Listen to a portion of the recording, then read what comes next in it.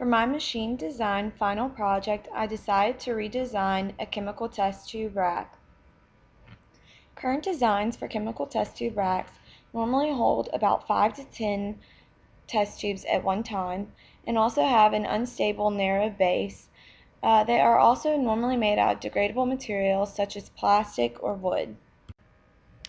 When I was going to redesign my test tube rack, I came up with two initial designs. One could be a square enclosed storage unit or a circular rotating device with holding components. In each of the designs, I wanted to have a stronger material. I wanted it to have a movable part such as a rotating component or a sliding door frame. I wanted the design to be more stable and increase the overall amount of test tubes that you can hold at one time. I chose the rotating device for the redesign of my chemical test tube rack. It is designed out of stainless steel and holds up to 42 test tubes at one time and has a more stable base which allows a greater safety factor. Here's a dynamic simulation of my rotating device.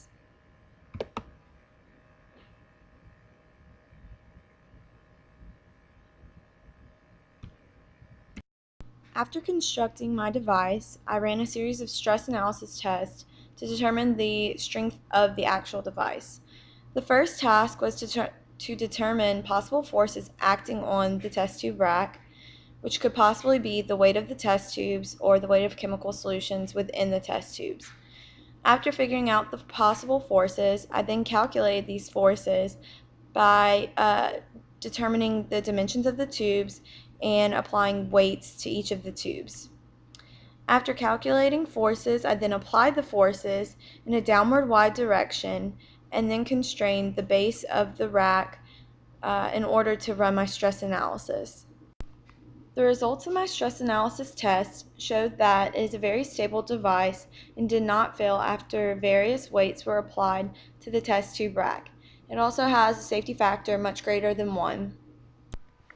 The redesign of my test tube rack can be used in a laboratory setting, such as a school or research institute.